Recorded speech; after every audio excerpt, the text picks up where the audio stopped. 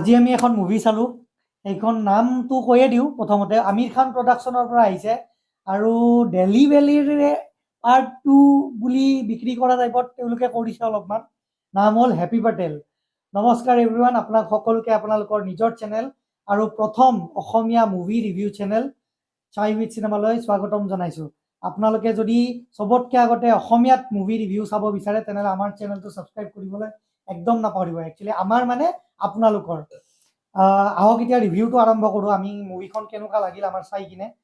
Basically তোৰ কেনেকুৱা feel হ'ল? ফাৰ্ষ্টতে কৈ দিওঁ ডিছক্লেইমাৰ, এইখন যদি চাব যায় মা দেউতাৰ লগত নাযাব, দাদা ভাইটি ভণ্টিৰ লগত নাযাব, লগৰ লগত যাওক, ফুল্লি এনজয় কৰক। কাৰণ এইখনৰ পৰা A to Z মা বেহনৰ পৰা লৈ কিনে চব গালি আছে, আৰু বেলেগ বেলেগ ষ্টাইলৰ গালি আছে, বেলেগ বেলেগ ষ্টাইল মিক্সিং কৰি ৰিমিক্স কৰি কিনে গালি আছে। তো ফান পাব, মানে এটা নতুন কনচেপ্টৰ এটা মুভি বনাইছে। ছেকেণ্ডলি কওঁ, লজিকটো থৈ যাব। লজিকৰ কোনো কামত নাহে। আপুনি এটা ৰোলাৰ কষ্টাৰ ৰাইড এটা আপুনি এনজয় কৰিব। খুবেই ভাল লাগিব মুভিখন, কাৰণ এনেকুৱা মুভি বহুত কম ওলায়। আৰু ৰিচেণ্টলি আমি ৰাজা চাবৰ পৰা যোনটো ট্ৰমা পাইছিলোঁ, তো তাৰপিছত ভাবা নাছিলোঁ যে আমি অলপমান সোনকালে ইমান উভৰিম। এইখন মুভি আমাৰ কাৰণে মানে কি বুলি কয়, এতিয়া ৰিহেব টাইপ হৈছে অলপমান। ৰাজা চাহাবৰ পৰা পালোঁ ট্ৰমাটো, তাৰপিছত যোৱাকালি আমি পালোঁ বিহু এটেকৰ পৰাও। তাৰ পৰা কিন্তু এইটো অলপ ভাল দিছে।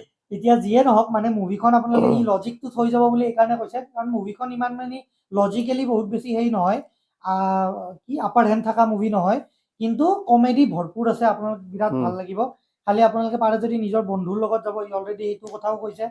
আৰু মুভিখনৰ বিষয়ে অলপমান কৈ দিওঁ। মুভিখন মানে কি হয়, এনেকুৱা ধৰণৰ মুভি অলৰেডি আমি হলিউডত দেখা পাইছোৱে। মানে এজেণ্ট এটা থাকিব, তো এজেণ্টটো লৈ এটা মিছন থাকিব। মিছনটো গোটেইখিনি কৈ নিদিওঁ, স্পইলাৰ টাইপ হৈ যাব। ষ্টৰি মই মানে ওলাই নিদিওঁৱে গোটেইখিনি। তো এনেকুৱা মুভি আমি চাইছোঁ হলিউডত, অলপমান ডাবল মিনিং থাকে বা এনেকুৱা, বা চিম্পলি আমাৰ মিষ্টাৰ বিনৰ এনেকুৱা এখন মুভি আছিল, এখন এজেণ্টৰ এনেকুৱা জমনি টাইপৰ কিবা এটা চল্ভ কৰিবলৈ। তো তেনেকুৱা ধৰণৰে ষ্টাইলত আমাৰ ইণ্ডিয়াত এইবাৰ প্ৰথমবাৰ এনেকুৱা বনাইছে মানে। তো আৰু কেমিঅ' গীতা ভাল লাগে, আমিৰ খানৰ কেমিঅ' হওক বা ইমৰান খানৰ কেমিঅ' হওক, এইকেইটা ভাল। স্পইলাৰ নহয়, এইখিনি আমি ট্ৰেইলাৰত অলৰেডি চবে গমে পাই আহিছে। সো বীৰ দাস যোনজন হিৰো আমাৰ, বীৰ দাস হ'ল এজন স্পাই, কিন্তু সি থাকে বাহিৰত আৰু তাক এটা মিছনত ইণ্ডিয়াত পঠোৱা হয়। যে কি মিছন, তাৰপিছত এই মিছনটো সি কমপ্লিট কৰিব পাৰে নে নোৱাৰে, এই গোটেইখিনিৰ ওপৰত বেচিকেলি চিনেমাখন ঘূৰে।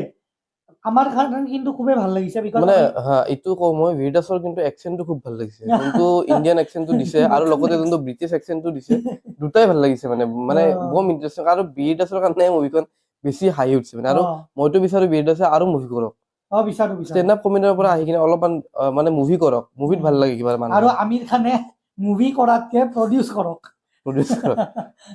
এইটো নিজৰ কথা, তেখেতৰ কি কৰে, কিন্তু ষ্টিল মানে আমিৰ খানৰ কিন্তু এটা কথা সঁচা কথা, যদি মানে আমি ধেমালিও কৰিছো, মুভিত বৰ্তমানৰ টাইমত তেখেতক অডিয়েন্সে মুভিতকে মানুহে তেখেতে ওলোৱা মুভিৰ বেছিহে মানুহ ভাল পায়। আমিৰ খান প্ৰডাকশ্যনৰ পৰা যি মুভি ওলাই সেইবিলাক মানুহে বেছি ভাল পায়। মানে সেইকাৰণে মই কৈছো যে কিন্তু এনেকুৱা নহয় যে আমিৰ খানক নালাগে, আমাৰ অভিয়াসলি আমিৰ খানক লাগে, আৰু মুভি আহক। কিন্তু আমিৰ খান প্ৰডাকশ্যনে কিছুমান আমাক বহুত ভাল ভাল মুভিজ দিছে, যেনে লাপতা লেডিজ হওক, এতিয়া আহিলে এইখন হ'ল, আগতে আছিল ডেলি ভেলি।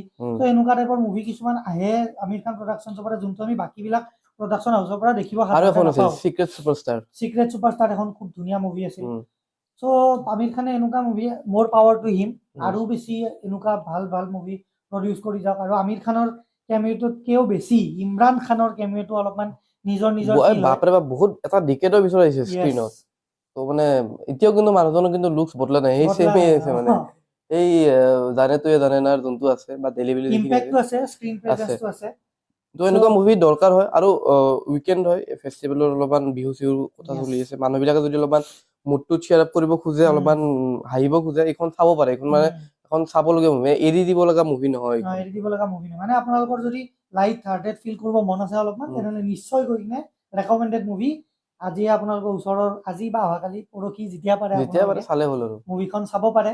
আমাৰ ফালৰ পৰা ৰেকমেণ্ডেড। আমি যোনটো মুভি অলৰেডি বেয়া বুলি কৈছোৱে, আৰু ইখন মুভি আমি সেইকাৰণে চাব পাৰা বুলি কৈছো, যোনখন আমি চাই ভাল পাইছো। আপোনালোকে নিশ্চয় মুভিখন চাওক আৰু আমাক কমেণ্ট ছেকশ্যনত জনাব নাপাহৰিব আপোনালোকৰ মুভিখন কেনেকুৱা লাগিল। বিচাইডছ আমি বেলেগ বেলেগ বহুত ভিডিঅ' বনাইছোঁ। আমি যৌৱনে আমনি কৰে 2ৰ ওপৰত ভিডিঅ' বনাইছোঁ। যোৱাকালি বিহু এটেক ৰিলিজ হৈছে, আমাৰ ডিম্পু বৰুৱাৰ চিনেমা বিহু এটাকৰ ওপৰতো আমি ৰিভিউ বনাইছোঁ আমাৰ ভিডিঅ' সেইবিলাক ভিডিঅ' আপোনালোকে চেক আউট কৰিব পাৰে নিশ্চয় জনাব কমেণ্ট ছেকশ্যনত আপোনালোক কেনেকুৱা লাগিল আজিলৈ আহিছোঁ বাই